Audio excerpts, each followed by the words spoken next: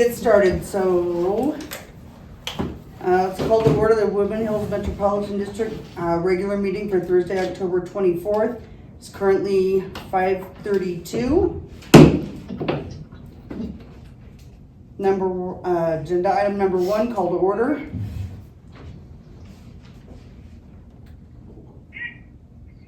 And roll call.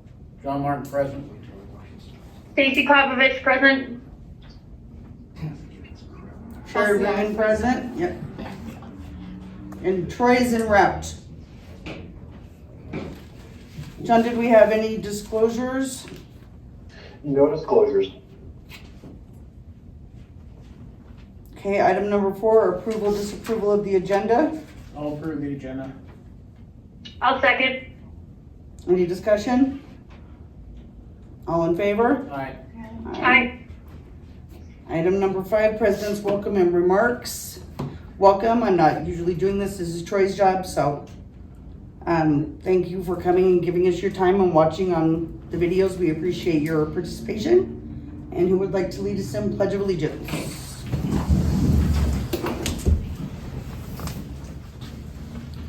I Pledge allegiance to the flag of the United States of America and to the republic for which it stands, one nation, under God, indivisible, with liberty and justice for all. Thank you, John. Item number 6, public comment regarding current board business not on the agenda. Did you have anything?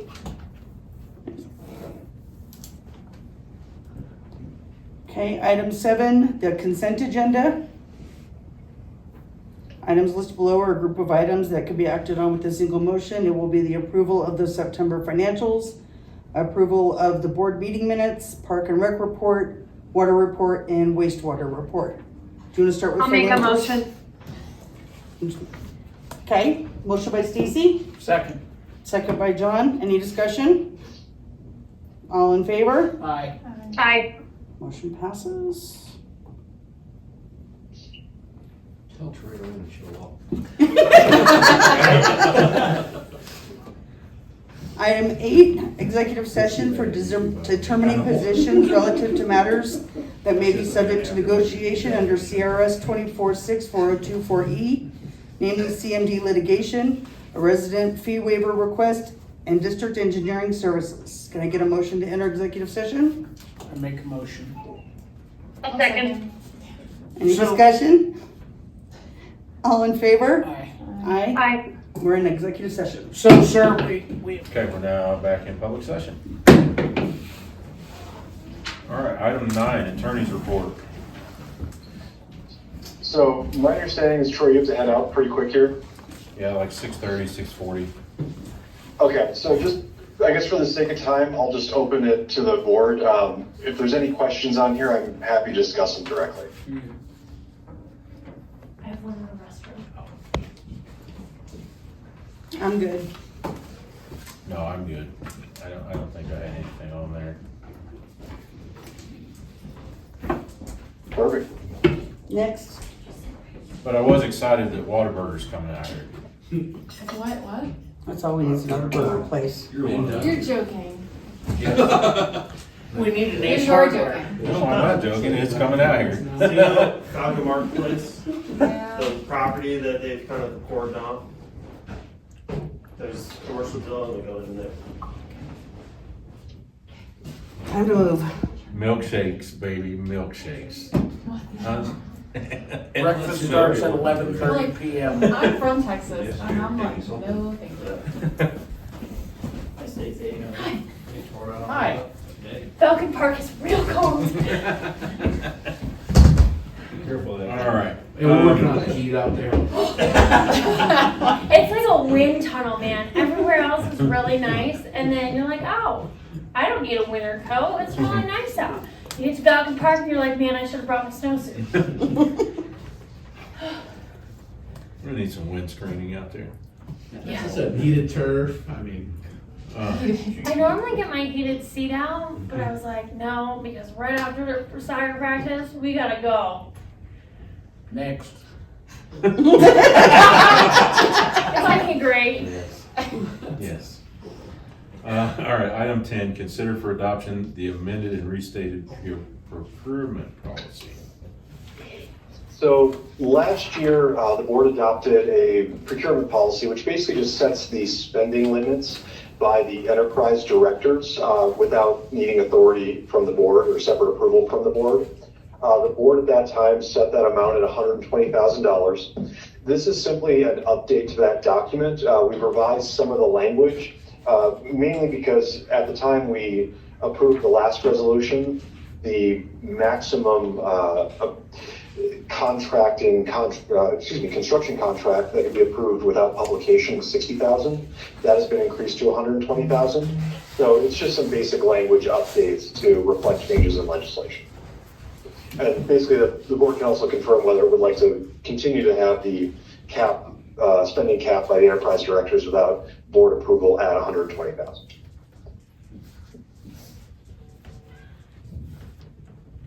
I mean, how often do you guys have something over 120,000? Every day. One motor, one pump. We're good on it for a while, so. This is to increase it? No, Keep it's it the to- same, but it's we just can to keep increase the it. same. We can increase it. Yeah, it's currently 120,000. Basically, we just updated some of the general language in the agreement, but last year the threshold was set at 120. So the question is if you just want to keep it the same. But again, the purpose of the document is just to update some of the internal language. Why did we update the internal language? Because there One, was a change. our previous procurement policy was pretty much non-existent. There was some language in the rules and regulations and bylaws that kind of govern that, but it wasn't up to date with CRS.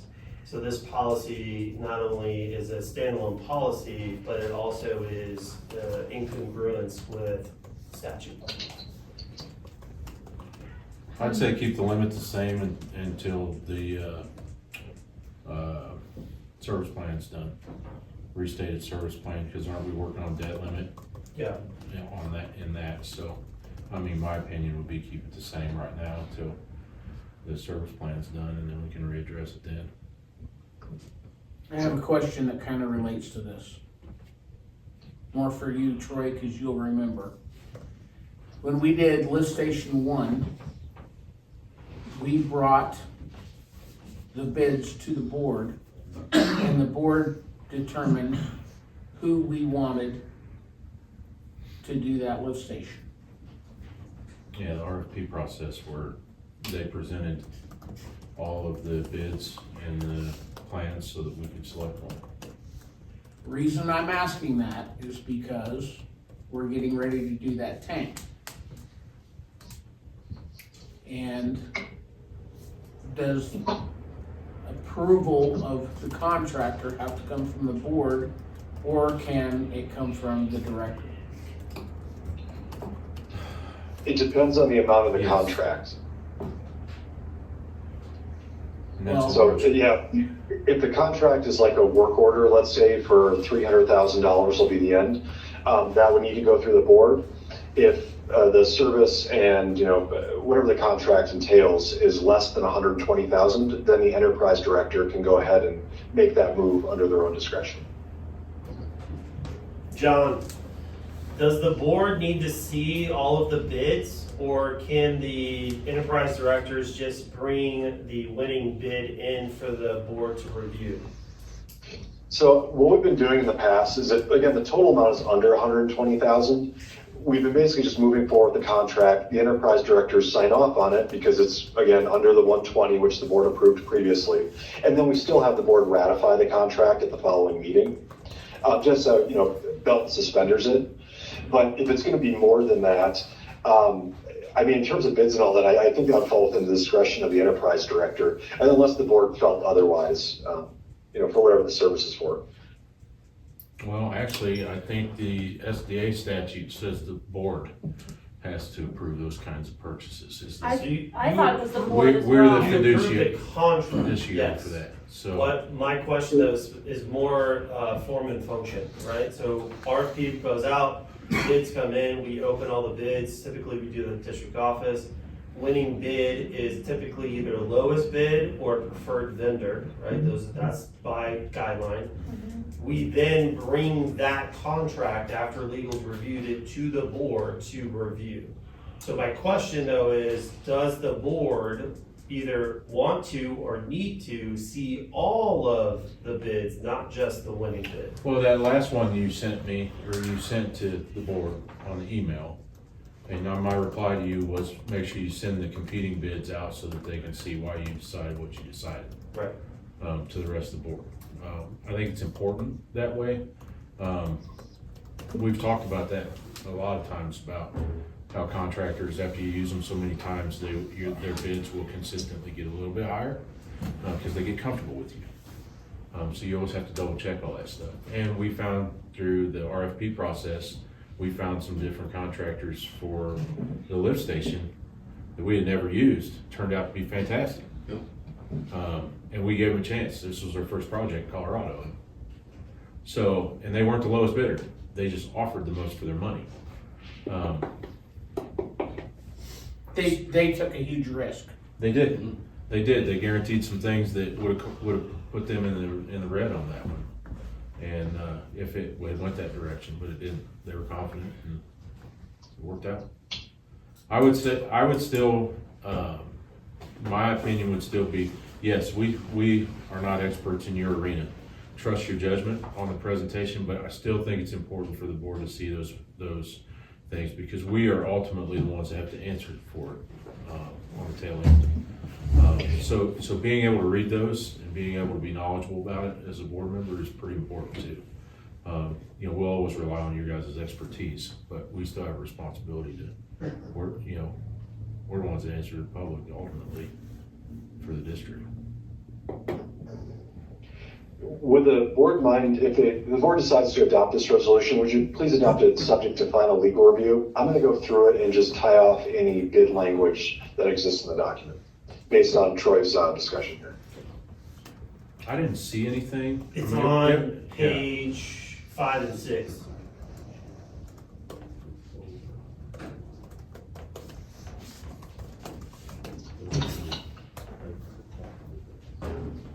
I'll make a motion to Correct. adopt the amended and restated procurement policy subject to legal review. I have my good hearing aids in today. I'll second. I think you read it. But he still didn't hear I that. was gonna say, not the greatest hearing aids. A motion by Sherry and a second by Stacy to adopt it pending legal review. Any other discussion on it? All right, all in favor? Aye. Aye. Any opposed? Motion carries unanimous. Did you say aye? I did. I don't wear hearing aids and I. All right. So this, Go ahead. oh, sorry, no, go ahead. Did you have something still on 10 on the procurement, or? No, you're good. I was just getting ahead of myself. Item 11, consider for adoption a resolution certifying delinquent accounts to the county. Yeah, so this is by statute, in order to certify accounts to the county, notice must be sent to the individual homeowners, in this case for delinquent wastewater accounts, stating what meeting that this resolution will be adopted. And then to proceed with the certification, the board needs to adopt a resolution certifying the accounts. We would ask that the board, if it proceeds with adopt subject to final legal revision. The only thing that needs to change in this resolution is Carter is putting together the actual accounts that are going to be certified, including the amounts, and we'll just simply attach it as an exhibit, and then Carter can send it off to the county. John, I actually have that exhibit. It's in the board packets and it's up on the screen. So there Oh, are perfect. 32 accounts, Some of those have a pretty large price tag. right? Are those developer owned? The Scenic Brush and There's more than Cranston, 32. are those developer owned No, properties? well, these are all owned by individuals. So just to let the board know, this will get added to the property tax roll for these properties this year. So whenever those homeowners pay their taxes next year is when those accounts will then come in and get paid. So they have to pay their taxes first next year. So all of the 54 accounts, we start with 54, those are all Falcon Highlands, and then 59s are Kingfisher Hills. These are all sewer accounts. And none in Woodland Hills. No, because we have the ability to shut off water for non-payment. Got it. So in total, it is, And because you can't shut it off, that's why some of them have significantly large. yes, $37,000 worth of back past due.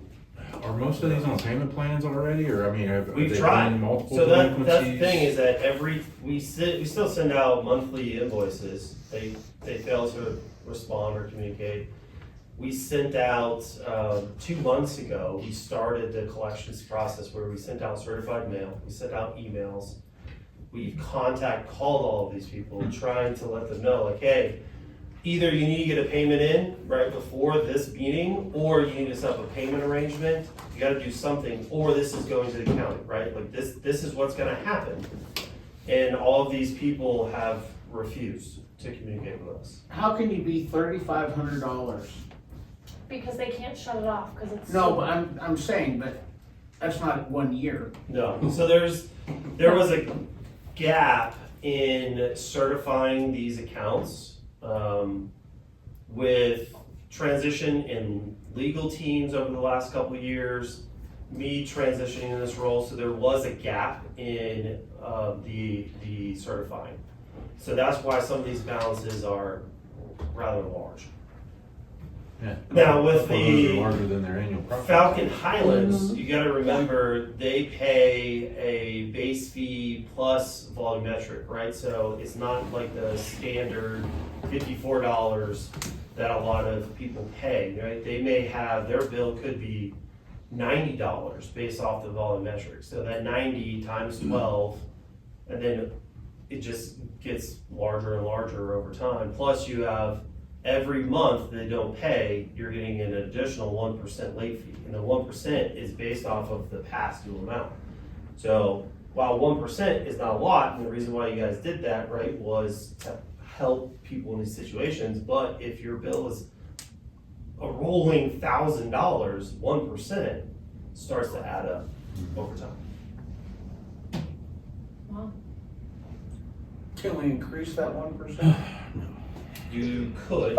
Unfortunately, no. The 1% per month is set by statute as the maximum for water and sanitation districts.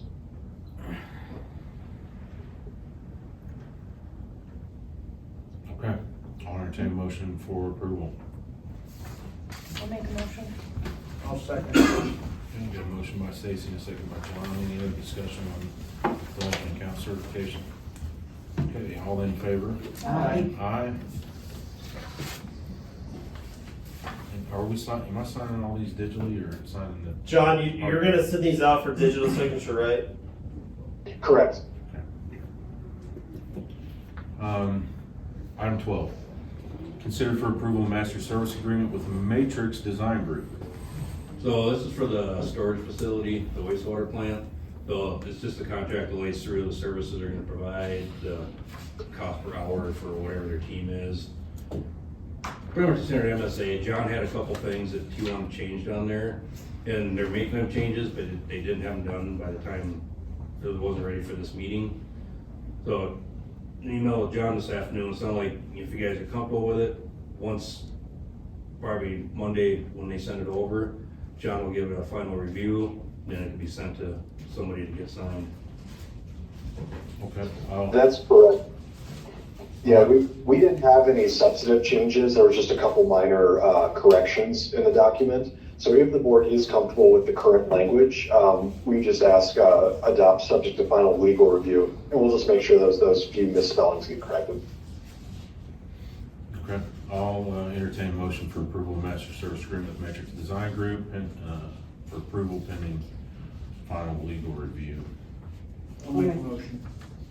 Motion by John, I'll second. second by Sherry. Any other discussion on it? All in favor? Aye. Motion carries. Alright, item 13, consider for approval, purchase and sale agreement of property. So this is for the Easton, what we are calling either the Eastonville property or the Buford property. It has already been executed by the sellers. It's in front of you, Troy. So I will need a wet signature from you. Then the property will be under contract. We will have a 60-day due diligence period. Just trying to tie up a few loose ends. The only thing really remaining, we already started title work. We've already done survey, there is a mineral rights that were sold on the property a long time ago to a company, and then that company sold to another company. Well, that company that owns it now is actually still an active company. And so Wayne, our water attorney, is doing some additional work just to make sure that there's nothing that could come up later on that would impact us with what we would want to develop that property for. I thought we were That's the building big oil thing. wells over there. I mean, if we had the mineral rights, that's really the only thing that we're trying to wrap up, which is not going to be difficult to do. So in all intents and purposes, we don't expect to use the full 60 days because we did a lot of pre-work.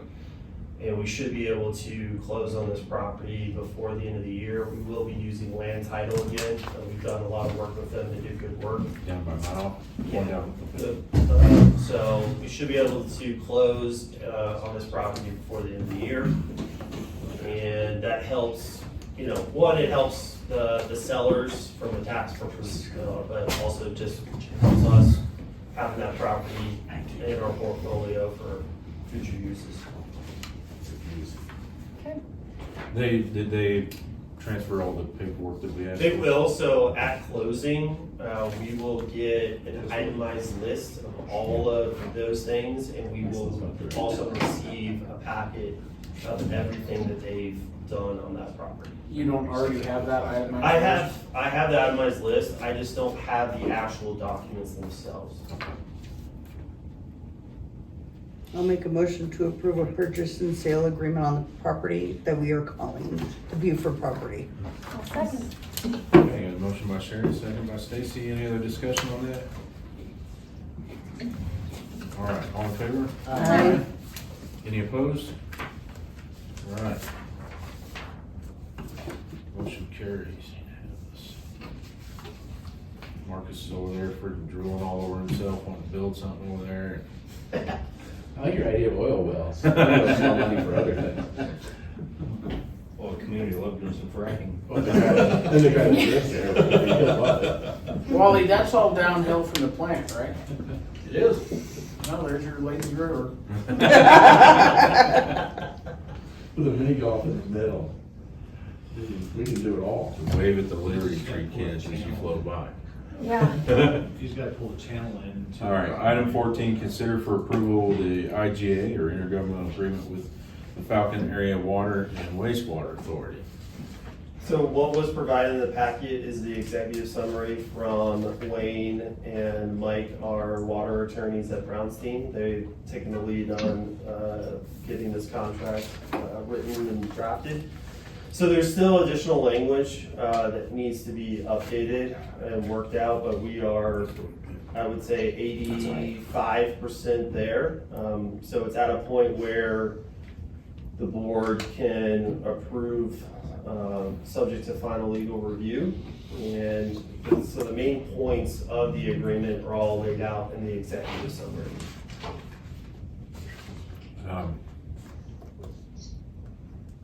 And John, they're comfortable with it? They've seen it. I know Blair is taking a look at it. Blair's been at a conference in Utah, so I'm not sure when he'll be able to get to it, but we've got time because there's still some things that we're working on. I was actually on a call with Mike and John McGinn till like 5:15 today, talking through some of the provisions. Yeah, and just a quick update from us. We have not had a chance to go through it and redline quite yet. We just got from Carter a couple days ago, so thanks for sending it over, by the way. Wayne is kind of the backbone of this. All of this has gone through Water Council. So he would be the one to speak to kind of where it's at and all that stuff. But yeah, as far as, WBA's review would go, we would just make sure that it's in compliance with Title 32. But all the technical parameters involving water would go through Water Council. I'll make a motion to approve the IGA with Falcon Area Water and Wastewater Authority, subject to legal review. Second. All right, I have a motion by Sherry for approval and a second by Kelsey. Any other discussion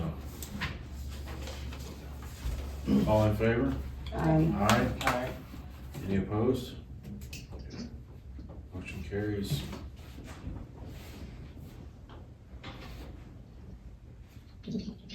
All right, item 15, items unfinished from previous meeting. Do you have any of those?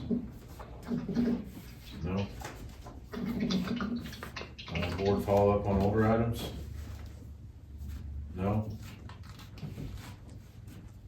Item 17, other business. Did you get the email from Mr. DeCenzo? Did you get an email from Mr. DeCenzo? No, Tony usually calls me. He couldn't make it to the meeting tonight, so he emailed me today. Interesting. Okay. Let's see. Just you? Yes, it's just me. I was the one- Why are you complaining, Stacy? Well, because I was actually actively engaged in my email all That's week. interesting because he usually just texts me. Well, he said, I won't go into the whole thing, just that, he doesn't think maintenance crews doing their job downstairs or in this building. Okay. Said the dirty windows, the equipment's not clean, smears inside and out on the door, glass on the doors, cardio room is dusty, 4 bulbs are in the weight room are burnt out and been that way for a while. He said maintenance personnel used to walk through every day, they're not doing that anymore. So I'll follow up with Tony. I told him I would. Yeah. He said he couldn't make the meeting, asked if I would bring it up, and Yeah, I'll talk to Tony, I brought it up. him. I'll talk to him. But yeah, I can assure you, we have Steve's here Monday through Friday, and then Mo is here actually on Saturdays now. And Steve's the custodial, so he does it, but he's here. He typically gets over here after Tony's here and works till, he goes to RCE first, so usually, and he gets it done about 3, so I would say doing it 3 is typical. Well, there were a bunch of your guys' trucks here this morning. I mean, Will's based out of here, Okay. so he's here daily, and then Steve's here daily, and then Davey is all over the So district. maybe you guys were having breakfast. I almost stopped in. I was like, man, they might be having breakfast here. I was out late last night. It was short nights. I was like, man. How often do you do walkthroughs here? Here, downstairs, I'm at least twice a week, because I meet with Will, I come over and see Will, so I'm here at least twice a week. That's on the early end. Probably more than that on average, but I know I'm here at least twice a week. For the summer, almost every day, because the pool. Yeah, I get some of those things are gonna be just dependent on when you come over here, really, when somebody comes in the building. Well, and that's the challenge of this facility for sure. The 24-hour aspect is tough, because when you clean it and you do it, and then you have a guy here till noon, and then they spot clean. Will and his guys are here till 3, and then it's all night that it gets hit, and then they do it again, rinse and repeat. I know that they've made large strides comparatively for sure, but it's still not ideally, if we had it through an ideal world, we'd probably shut it down for a few hours at night and have someone work overnight. I think there's a lot of people in this building. There is. All night. All night. I mean, it's Yeah. pretty busy. That's And because we tried it for a little while, having an overnight guy, and it didn't matter. There were still as many people then as in mid-morning, so it's just tough. So it's kind of the price of having the 24-hour. Shut it down, just shut it down. Our emails would be very busy. You wanted, Then you you wanted get emails. Yeah. Good emails sometimes would be great. Every now and then I'll get one from a resident saying they appreciate it. So, it's just, everybody, I mean, you guys are all super busy in your lives. So it's, every now and then it's good to hear something good. But no, I will, on other business, I'll leave it on that note that, thank you guys. The stuff you're doing with the engineers now, the stuff you're doing with the cleaning up the financial piece, and the admin stuff for the district, stuff the attorneys are helping with the new state laws and things. I mean, you guys are doing a really good job. It's a tall order with the minimum people that we have working in the district, so in the size of the district. It's not gonna get any easier. We know it's growing leap and bounds. I would have been here on time today, but traffic, for some reason, they have it down to one lane for like 100 feet on Woodman, and they're not even doing any work. Yeah, that's pretty typical. So, I'll never understand. But thank you guys, and also the other board members for taking the time to volunteer and be here. We're coming into the holidays, so be nice to each other. You know, especially around this crazy election time. Things are gonna get sporty and a little bit silly probably for a few days, but you know, everything tends to settle out in the end. Thank you guys. Speaking of election time, I haven't seen anything go out saying, hey, we have an election coming up. We don't, Doesn't go out until February. late January, early February. Call for nominations isn't until February. For May, I think our February contract 27th. with Wayne, or I don't think, is that annual renewable, or we renew it every year? I think we have to renew it every year. Yeah. So Dan and I have been talking about that, so we'll get another contract in front of you guys here soon. Just so that we can start planning for that. Right. It's we're gonna have a busy spring with the Grandview and everything starting to spin up. If these guys get in and get involved in the wastewater plant and stuff, I anticipate the start of the year that stuff's gonna spin up probably rather rapidly. Depending on, we all know how however the election goes is gonna kind of determine how fast things spin up after the first of the year. I don't know if everybody on the news was right this morning about a major economic crash here. No matter what happens, it's inevitable after the first of the year, we'll see. Market performance has been good. I've been watching it as it relates to the election, and obviously concern for the district from a financial perspective. But market performance has actually been really good. S&P 500 took a small dip the other day, but overall they're way up on the year to date. Municipal bonds is actually really high right now, so that means that's really good for us when we go out to bond, meaning that people are going to want that demand. It means we'll have good appetite for it. So regardless of the election, I think the market is going to be okay. I think there's going to be some downturn no matter what, whoever wins the election, but it's not going to be nearly as bad. I think what you're also seeing is the Fed is wobbling on whether or not they're going to do another rate cut. It was pretty much 100% guaranteed they're going to do another 50 basis points. It is now we might do something. So it went from a guarantee to it may not do anything. And so that is really kind of scaring some of the bond market, especially, not necessarily the municipal bonds, but we'll be fine.